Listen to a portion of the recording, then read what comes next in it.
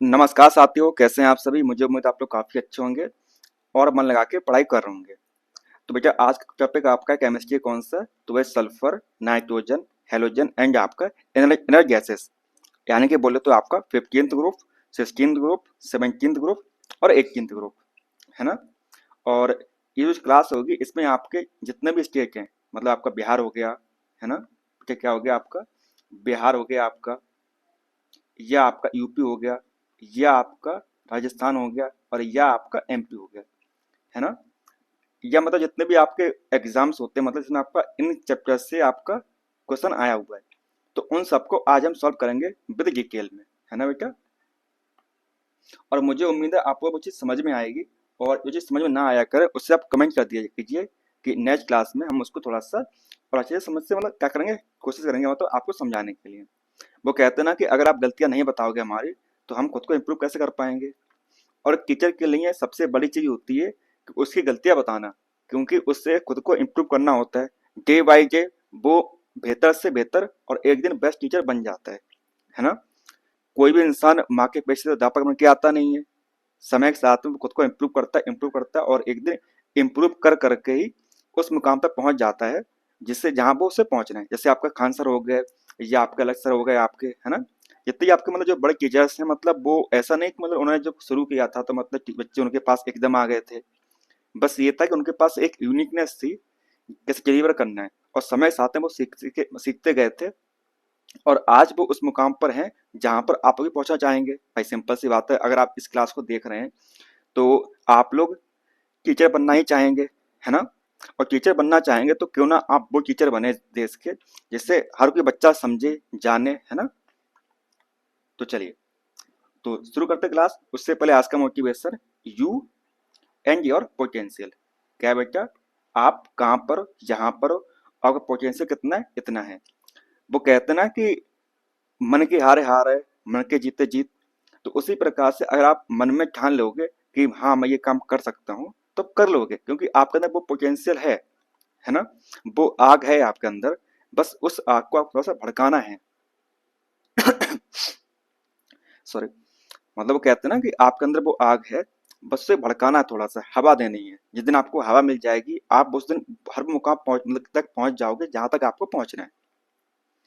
आज का मोटिवेशन बहुत हो गया है, बस अब चलते हैं, पढ़ाई करना शुरू करते हैं फटाफट। चलिए बेटा, तो आज हम पढ़ेंगे आप कौन सा बेटा, आज हम पढ़ेंगे आपका ग्रुप नंबर कौन सा आपका, 17 मतलब 15, 16, 17 एंड 18, ठीक है ना।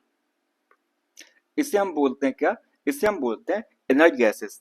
क्या बोलते हैं बेटा, इसे हम बोलते हैं इनर्ट गैसेस बोलते हैं, क्योंकि जितने भी आपके यहाँ पे जो एलिमेंट्स होते हैं मैक्सिमम कैसे होते हैं बेटा, गैस के रूप में होते हैं, है ना। और इनर्ट इसलिए बोलते हैं क्योंकि जो आउटर मोस्ट सेल होती है, जो बाहरी कक्षा होती है, उसमें 8 इलेक्ट्रॉन प्रेजेंट होते हैं। नन को चाहिए, नन को देना है। वो कहते हैं ना कि मतलब आपका रूम पूरा फुल हो गया, है ना। यानी कि अब ना तो किसी जगह है मतलब आने की, ना किसी जगह है मतलब भरने की। और इसमें आपके आते कौन कौन से बेटा, तो इसके अंदर आपके आते कौन कौन से, हीलियम आ गया आपका, है ना। नियोन आ गया आपका, आर्गन आ गया आपका, क्रिप्टन आ गया आपका, जिनोन आपका आ गया, ठीक है ना।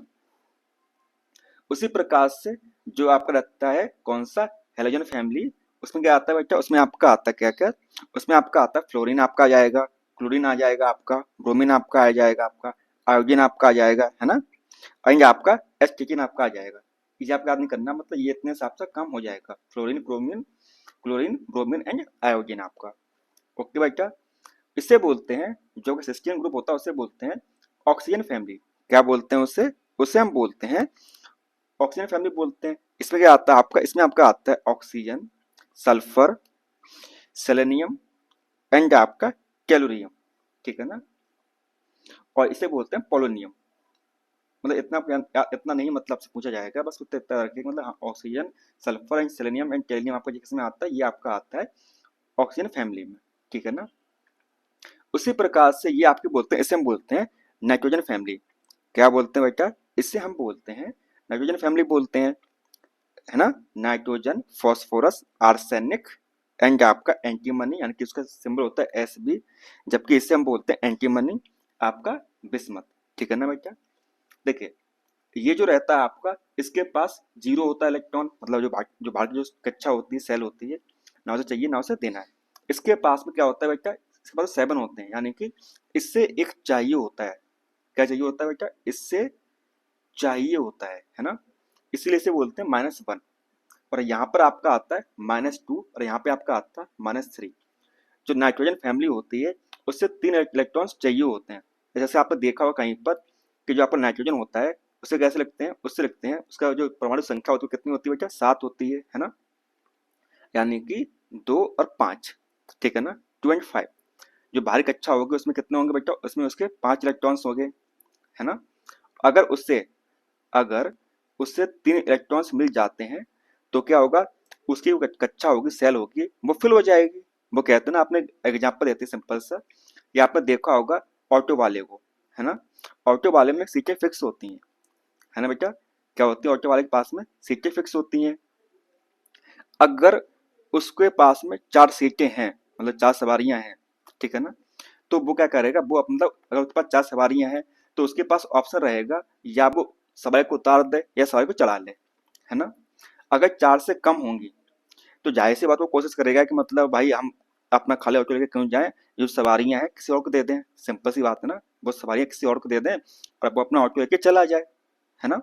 उसी प्रकार से इसमें क्या होता है कि जो आपके 4 से नीचे जो होते हैं, जिनकी मतलब ऑटोमोबाइल सेल में 4 से नीचे जो इलेक्ट्रॉन्स होते हैं, वो कोशिश करते हैं कि मतलब अपना इलेक्ट्रॉन निकाल दें, है ना, क्या कर दें, अपना इलेक्ट्रॉन निकाल दें, मतलब निकाल दें, छोड़ दें, है ना। उसी प्रकार जो 4 से ऊपर होती हैं, मतलब आपके पास 5 सवारियां आपके ऑटो में आ गई। जब आपके पास 5 सवारियां आ गई तो आप यही सोचोगे ना कि भाई हमारे पास 3 सवारियां और आ जाएं, हम उसको अपना सीटें फुल करके अपनी सवारी को ले जाएं, है ना। समझ पा रहे हैं ना आप। तो उसी प्रकार से अगर आपके पास में 7 हैं, है ना, फिर तो आपके पास सिर्फ एक सीटें चाहिए, आपको एक सवारी चाहिए आपको। तो यही होता है बेटा, है ना। समझ पा रहे हैं ना। इनको बोलते हैं मैचर्स, इनको बोलते हैं नॉन मैचर्स। बाकी जब जहाँ पे जरूरत पड़ेगी हम आपको समझाएंगे, क्योंकि अगर अभी समझाने बैठ गए तो आपके सवाल नहीं हो पाएंगे, है ना बेटा। चल, तो क्लास शुरू करते हैं आपकी। सवाल पहला क्या आपका है, सवाल पहला है आपका, ब्रोमीन क्या होता है आपका। जो ब्रोमीन है आपका वो क्या होता है। ऑप्शन ए है कलरलेस गैस, यानी कि रंगहीन गैस आपकी।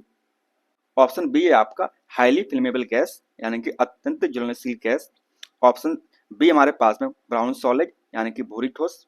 एंड ऑप्शन डी हमारे पास में रेड लिक्विड, यानी कि लाल द्रव्य। बताइए क्या होता है ब्रोमीन। तो ब्रोमीन जो होता है बेटा वो आपका क्या होता है, लाल द्रव्य होता है, यानी कि जो आपका ऑप्शन नंबर डी है आपका, वो क्या हो जाएगा आपका, वो आपका करेक्ट आंसर हो जाएगा, ठीक है ना। और ये सवाल आपका बीपीएससी प्री 2017 में आपका आया हुआ था, है ना बेटा। ठीक है, जो चीज़ आपको अच्छी ना लगती हो ना, मतलब चाहे वो मतलब स्लाइड का कलर हो या मतलब और चीज़ें रहती है, मतलब वो आप बताया कीजिए मतलब चीज़ को कि हाँ मतलब सर आप ऐसा कीजिए तो आपको और अच्छा लगेगा, है ना। चलिए, सवाल दूसरा क्या आपका, तो वो है आपका, तैरने के तालाब में तैरने के तालाब में तैरने से मनुष्य की त्वचा जल जाती है।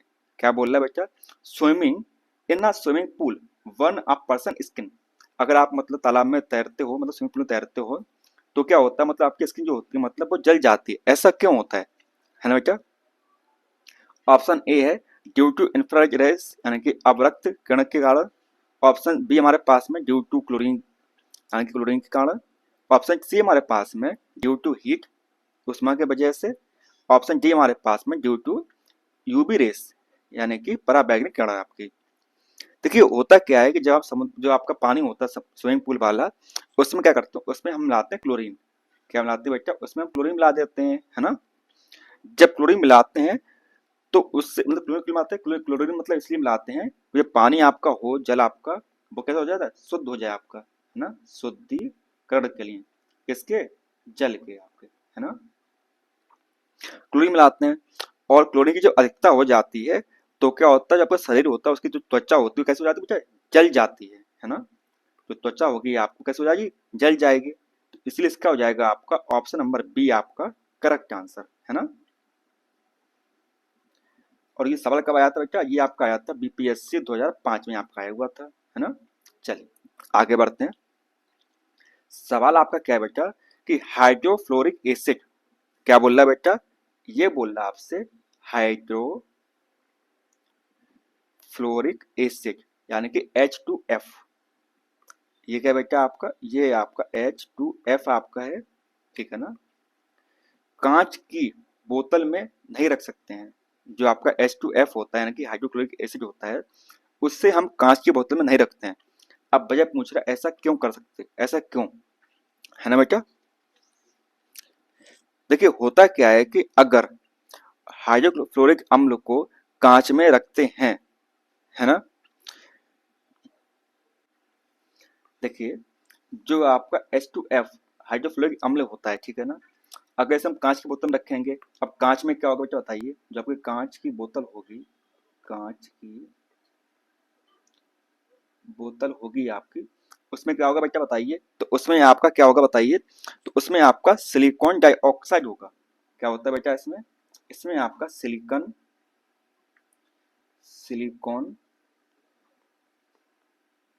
डाई ऑक्साइड होता है आपका उसमें, है ना। और जब सिलिकॉन डाइऑक्साइड से रिएक्ट करेगा क्या बेटा, अगर रिएक्ट करेगा क्या आपका H2F यानी कि हाइड्रोफ्लोरिक अम्ल करेगा, तो क्या होगा, तो वहां पर होगा बेटा बेटा विस्फोट। क्या हो जाएगा बेटा, तो वहां पे आपका हो जाएगा विस्फोट, आपका वहां पर हो जाएगा, ठीक है ना। इसीलिए हम क्या करते हैं, इसीलिए हाइड्रोफ्लोरिक एसिड को कभी भी कांच की बोतल में नहीं रखते हैं हम, है ना। तो समझ में आया बेटा आपको। तो इसका आंसर क्या हो जाएगा, इसका आंसर हो जाएगा आपका option number D, silicon dioxide of gas, कांच की, ठीक है ना। चलिए आगे बढ़ते हैं। सवाल है आपका क्या, कि सल्फर हेक्साफ्लोराइड अणु का आकार कौन है, मतलब कैसा होता है, आपको ये बताना है किसका बेटा, सल्फर हेक्साफ्लोराइड का आकार कैसा होता है। तो कैसा बेटा होता है बेटा, देखिए हेक्सा मतलब क्या है आपका, छः। हेक्सा का मतलब क्या होता है बेटा आपका, हेक्सा का मीन्स होता है आपका छः होता है ना। जब छः की बात आ रही है तो हम कैसा बनेगा बेटा आपका, तो वहां बनेगा आपका ऑक्टाहेड्रल। कैसा बनेगा बेटा आपका, वो बन जाएगा आपका ऑक्टाहेड्रल आपका बन जाएगा, ठीक है ना, यानी कि अष्ट फलकीय आपका टाइप का बन जाएगा, है ना। देखिए जो सल्फर आपका हेक्साफ्लोराइड होता है आपका, उसका किस प्रकार से स्ट्रक्चर रहता है आपका, देखिए जैसे मान लीजिए ये आपका सल्फर है ना, सल्फर आपका ये होता कितना, ये होता है आपका HSF6 सल्फर हेक्साफ्लोराइड, है ना, SF6। ये सल्फर आपका रहा, है ना, ये एक फ्लोरीन, दो फ्लोरीन आपके, तीसरा फ्लोरीन आपका, ये और ये आपका, ठीक है ना बेटा। ये बनाते हैं आपस में क्या, एक एक बॉन्ड, ठीक है ना। तो इस प्रकार से रहता क्या बेटा आपका हेक्साफ्लोराइड का स्ट्रक्चर रहता है, ठीक है ना। आप चाहेंगे तो 3G में आप कुल कर लीजिएगा, मतलब आपको वहां से मिल जाएगा। इसको बोलते हैं क्या, इसको बोलते हैं ऑक्टाहेड्रल, यानी कि जो 8 होते हैं आपके उस प्रकार से, है ना। और ये आपका पिछले 2002 में आपका सवाल आया हुआ था। चलिए आगे बढ़ते हैं। सवाल बोल रहा है आपसे, लाफिंग गैस जो हाथ से गैस होती है उसमें क्या होता है बताइए। सब बच्चे जानते होंगे उसमें क्या होता है बेटा, उसमें होता है नाइट्रोजन ऑक्साइड। क्या होता है बेटा उसमें, तो उसमें आपका होता है नाइट्रस ऑक्साइड होता है उसमें आपका, है ना। क्या होता है उसमें आपका, तो उसमें आपका नाइट्रस ऑक्साइड होता है आपका, है ना। चलिए आगे बढ़ते हैं। आपका सवाल है बेटा क्या, कि निम्नलिखित में से किस गैस को वायुमंडलीय प्रदूषण माना जाता है। क्या मान रहे हैं बेटा, वायुमंडलीय प्रदूषण मान रहे हैं, यानी कि एटमॉस्फेरिक पॉल्यूशन मार पोल्यूटेंट मार रहे हैं। किसको मारना बताइए। ऑप्शन ए है आर्गन, यहाँ पे ए होगा बेटा, है ना, आर्गन। ऑप्शन बी है सल्फर डाइऑक्साइड। ऑप्शन बी हमारे पास में ऑक्सीजन। ऑप्शन डी हमारे पास more than one of the above. Option E हमारे none of the above. Option हमारे ऊपर नीचे हो गए हैं, है ना, पर कोई बात नहीं, चिंता ना करें आप। देखिए इसका क्या आंसर होगा, इसका होगा सल्फर डाइऑक्साइड जो है आपकी, वो वायुमंडलीय प्रदूषण माना जाता है, ठीक है ना। क्या होता है बेटा, सल्फर डाइऑक्साइड क्या होती है आपकी, जो आपकी सल्फर डाइऑक्साइड है उसे हम एज ए एटमॉस्फेरिक पोल्यूटेंट के रूप में देखते हैं, है ना। तो ये हो गया आपका ऑप्शन नंबर सी, आपका करेक्ट आंसर हो गया आपका। चलिए और ये देखिए आपका ये कब आया था, आपका स्कूल टीचर है जो हेडमास्टर होता है 10/12/2023 में, यानी कि 10 दिसंबर 2023 में आपको ये सवाल आया हुआ था। ये लेटेस्ट बात है बेटा अभी की, है ना। चलिए आगे देखिए, सवाल आपका क्या है। सवाल सिंपल सा है कि वायु में कौन सी नोबल गैस नहीं होती है। जो एटमॉस्फेयर है आपका, उसमें इनमें से कौन सी गैस नहीं होती है, ये बताना है आपका। हीलियम, नियॉन, ऑर्गन एंड रेजम। रेजॉन आपका, यहाँ पे आर्गन आएगा बेटा, ए वाला होगा आपका, ऑर्गन नहीं होगा, है ना। देखिए, जो रेडॉन है आपकी, वो कैसी होती है बेटा, वो रेडियो रिएक्टिव होती है आपकी, है ना।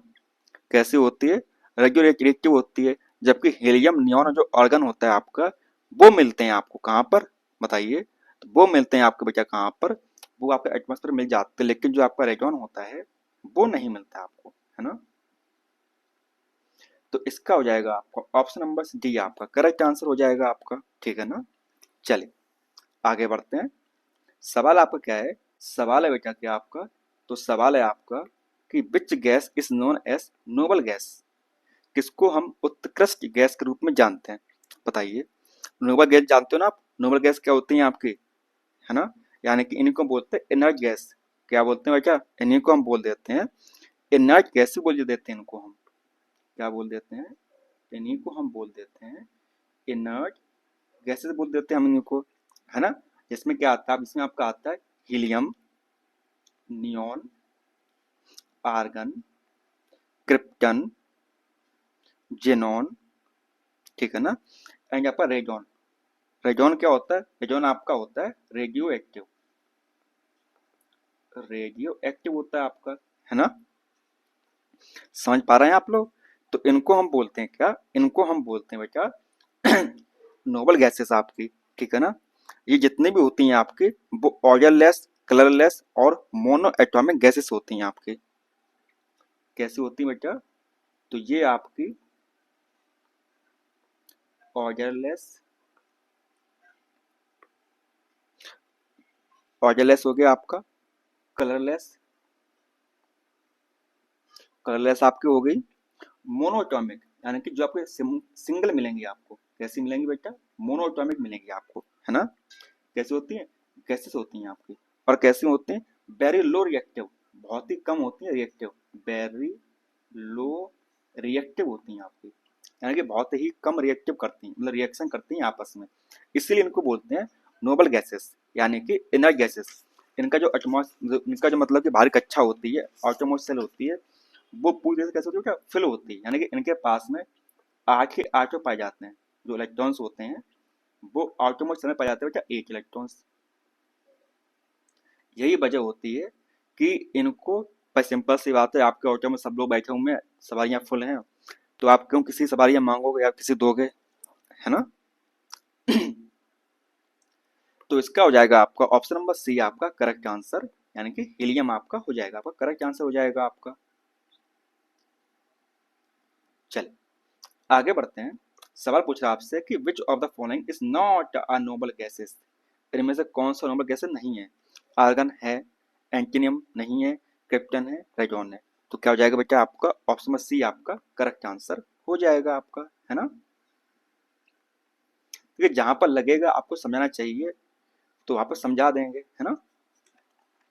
सवाल क्या आपका, सवाल है आपका percentage amount by volume of which of the one of the following gas is lowest in the atmosphere. सबसे कम कौन सी गैस होती है, ये आपको बताना है। वो कौन सी होती है बेटा, तो वो होती है आपकी कार्बन डाइऑक्साइड, ठीक है ना।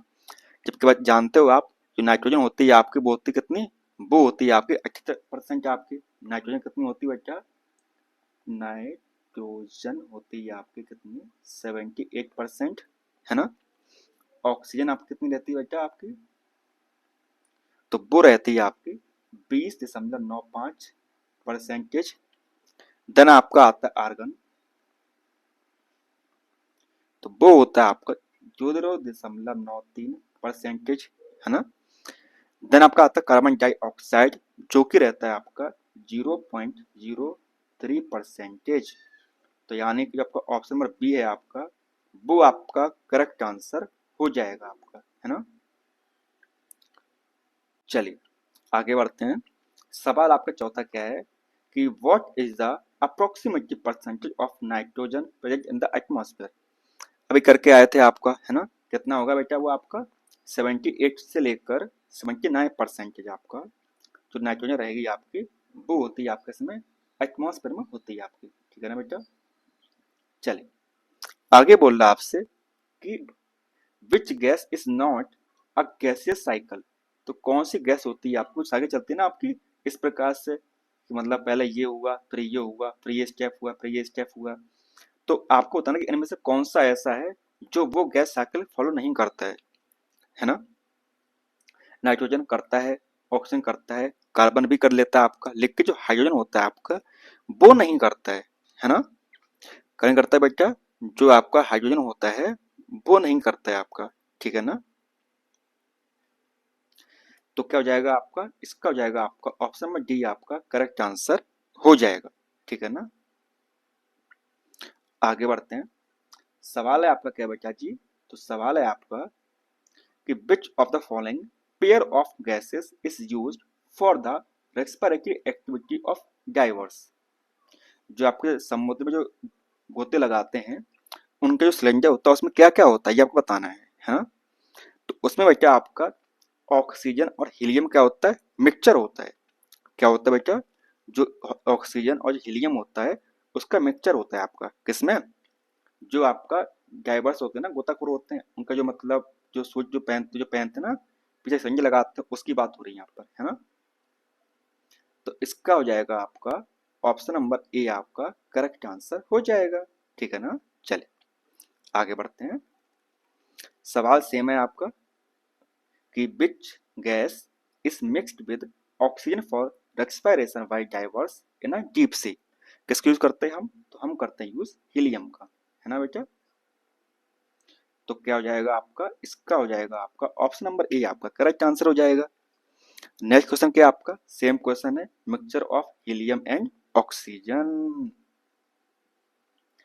क्वेश्चन इसलिए लेके आते हैं कि आप लोग ये ना सोचे कि मतलब सर ये तो सवाल आया नहीं हमारे एग्जाम में, है ना। चलिए which is the shape of sulphur hexafluoride molecule.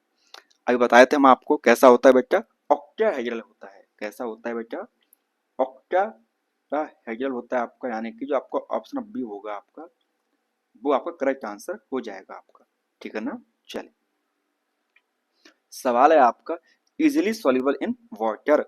पानी में आसानी से घुलनशील कौन है बताइए। कौन जो है आपका इजिली सॉल्युबल है किसमें, पानी में। तो कौन है बेटा, तो वो है आपके अमोनिया। क्या है बेटा, अमोनिया जो होती है वो कैसी होती है, तो वो होती है वाटर सॉल्युबल, और आसानी से आपके पानी में घुल जाती है, ठीक है ना। तो इसका हो जाएगा आपका ऑप्शन नंबर डी, कहाँ चला गया, हाँ अमोनिया। ऑप्शन नंबर सी आपका करेक्ट आंसर हो जाएगा आपका, ठीक है ना बेटा जी। चलिए आगे बढ़ते हैं।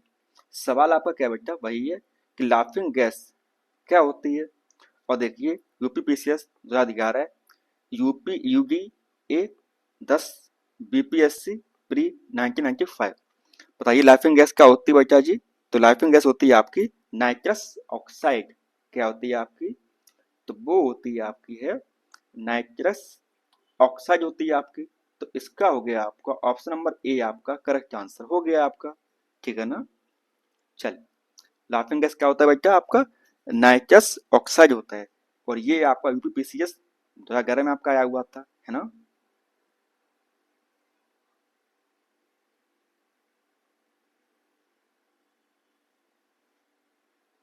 चलिए आगे बढ़ते हैं। लाफिंग गैस क्या है बेटा, नाइट्रस ऑक्साइड है। अलग अलग एग्जाम में सेम सवाल आए हुए हैं, यही वजह है कि आपके लिए सवाल लेके आए हुए थे हम। सवाल लाफिंग गैस बीपीएससी 2019, सवाल क्या है आपका, ऑप्शन बी नाइट्रस ऑक्साइड, ठीक है ना।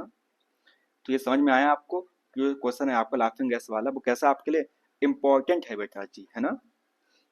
चले laughing gas used as anaesthesia by doctors इस क्या होता है आपका, नाइट्रस ऑक्साइड होता है आपका। क्या हो जाएगा आपका ऑप्शन नंबर सी आपका करेक्ट आंसर हो जाएगा, है ना।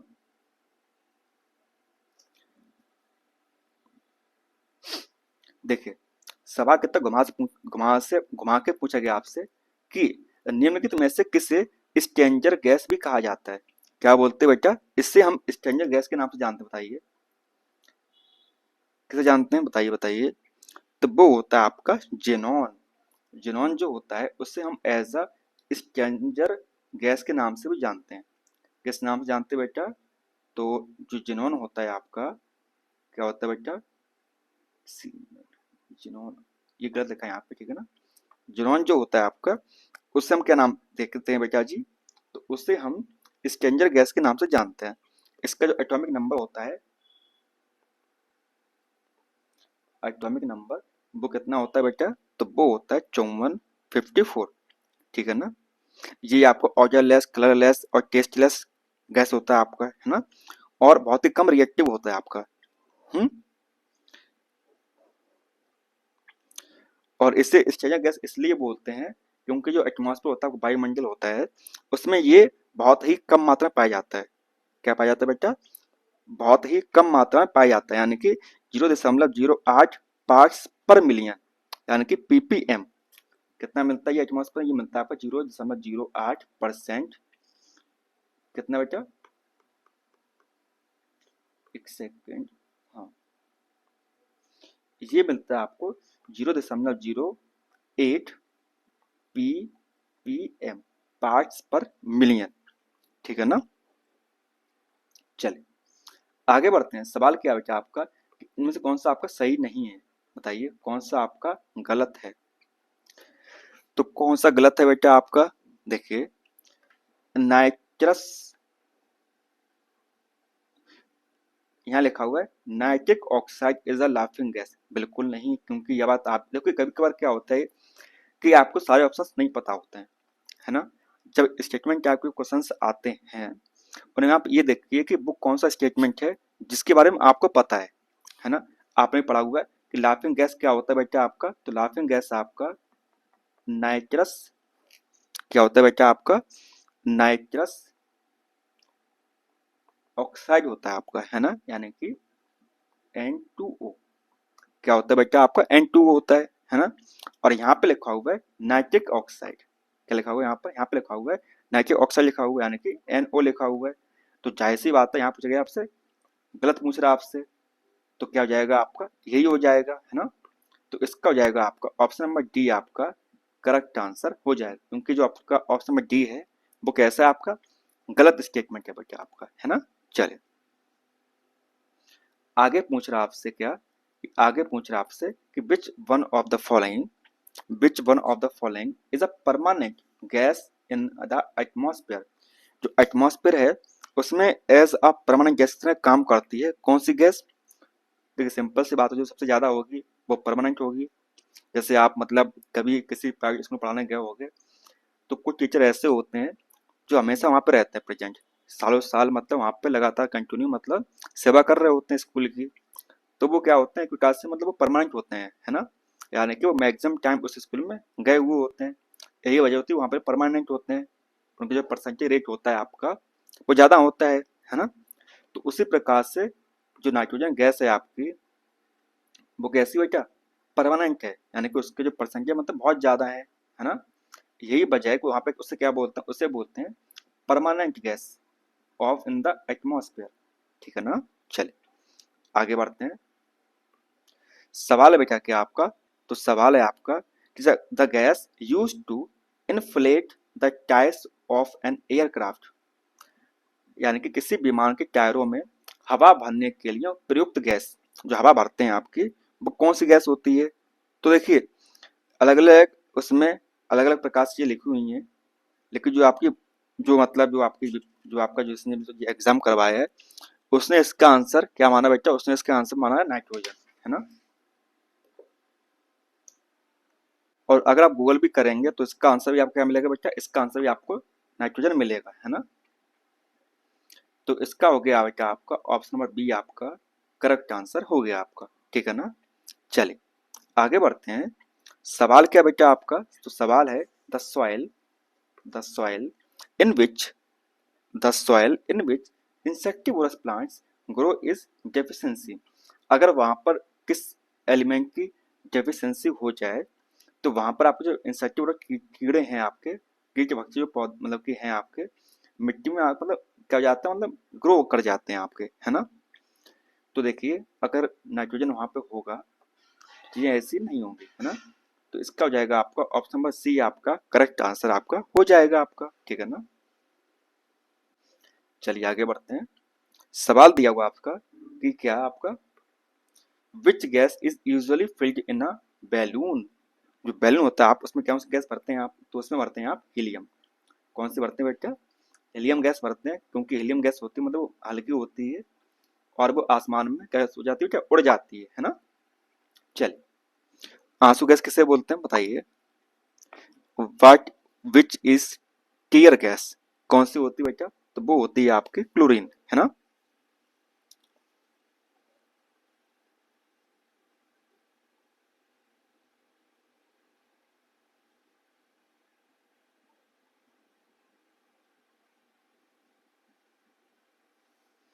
यानी कि जो सवाल था आपका वो एग्जैक्टली उन्होंने जो मतलब टीयर गैस होती है मतलब वो तो आपका क्या होता है बेटा, वो तो आपकी रहती है क्या, वो रहती है आपकी अल्फा क्लोरो एसिटोफिनॉन या बोले तो टू क्लोरो बेंजन एलिमान मेलो नाइट्राइट, ठीक है ना, मेलोनो नाइट्राइल। उन्होंने ये पूछा आपसे जो सवाल था एग्जैक्टली कि मतलब जो टीयर गैस होती है उनमें कौन सी गैस यूज होती है बनाने के लिए, है ना। तो वो होती है बेटा आपकी क्लोरीन। जो क्लोरीन गैस होती है उसका यूज करते हैं हम टीयर गैस बनाने के लिए, ठीक है ना। एग्जैक्ट सवाल ये होना चाहिए था लेकिन भाई एग्जामिनर है कुछ भी कर सकता है आपके साथ में, है ना। चल देखिए अब ये सवाल प्रॉपर सही हुआ आपका, और ये आपका 1999 में आया हुआ था बीपीएससी का कि which of the following gas is used as a tear gas. कौन सी होती है बेटा, तो वो होती है आपकी क्लोरीन, है ना, Cl2।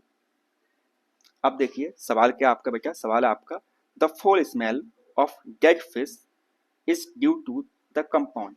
यानी कि जो मृत मछली होती है उसमें दुर्गंध आती है वो किसकी वजह से आती है, ये सवाल है आपका। किसकी वजह से आती है बेटा आपका, वो आती है आपकी अमाइनो कंपाउंड की वजह से आती है आपकी, है ना।